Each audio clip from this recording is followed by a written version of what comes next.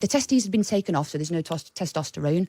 Obviously, there's no estrogen because there's no ovaries. So up until age 11, I was completely androgynous, at which point they tell me, oh, your ovaries were damaged and they were removed, therefore you've got to take estrogen. Obviously, to start the actual reassignment. How did you find out about all of this? So my mum always used to like to accompany me to the doctors, even at age 22, which is quite bizarre. And I thought, oh, she's been a good mum. Which she is a good mum. Shout out to mum.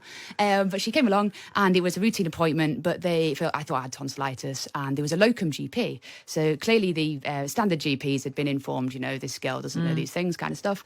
And I looked at the computer screen and there was some notes on the screen whereby the clinician had been reading them. And I saw the top 2 lines in bold, which pretty much spelt it all out in clinical terms about what would happen. What had happened, that it was an XY birth. There was a phallus that had been split and was removed, and the removal of testes and a vaginal reconstruction.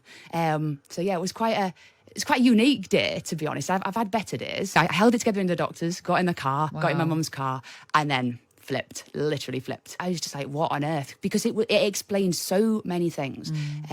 Growing up feeling like, I questioned my sexuality the whole time through my teens.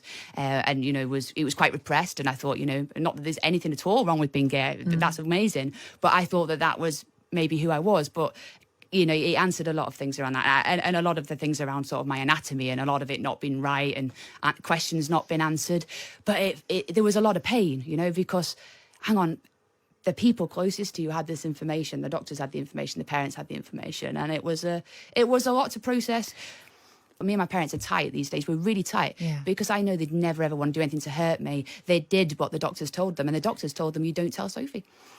Really, whatever. Yeah, basically, it'd be too psychologically damaging if the patient finds out what we've done. So we recommend that, you just don't let the patient know, you don't let them find out. And obviously, there'd been a little slip at the GP's surgery.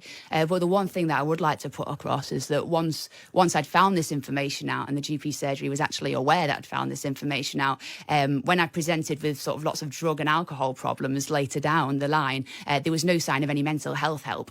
Oh, you look like a girl, you appear like a girl, what seems to be your problem? I've decided to preserve the name of the surgeon just out of respect for the fact that the man did save my life, but he also did a lot of other things, and I don't want him to suffer, but I do want to talk about the experience. But so not naming him, obviously we don't want to do that, but how did he justify why he said to your parents, this is the best course of events? That's a good question. We didn't. Well, he sort of talked about the sort of psychological side of things, and if you look at all the nurture versus nature methodologies, that if you pump a kid with hormones, you can nurture them into be wherever they are. But rather than answer for what happened to me, he was more keen to go down the route. Well, what if we'd left you the other way?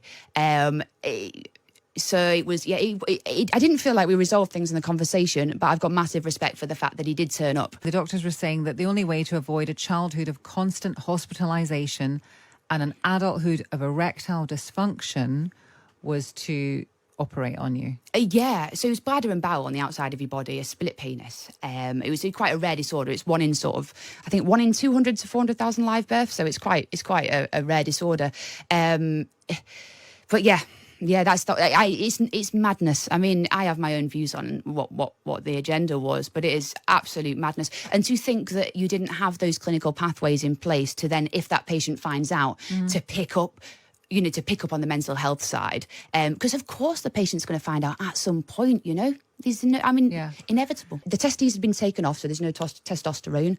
Obviously, there's no estrogen because there's no ovaries. So up until age 11, I was completely androgynous, at which point they tell me, oh, your ovaries were damaged and they were removed, therefore you've got to take estrogen. Obviously, to start the actual reassignment. If there was ever a point to start to discuss things with me, with the medical profession, it would have been that point. And they didn't. And I think there was a reason why they didn't. But is that not slightly on your parents as well? At that point, they could have... Well, I mean, it's a big, big thing to put on the weight of two normal people. And at that point, I mean, how do you sit down with someone? How do you do that? I mean, I couldn't have done it. It's definitely been a roller coaster, and it's definitely been very difficult in places. But I think I've come to terms with things, and that's what's led me to where we are today.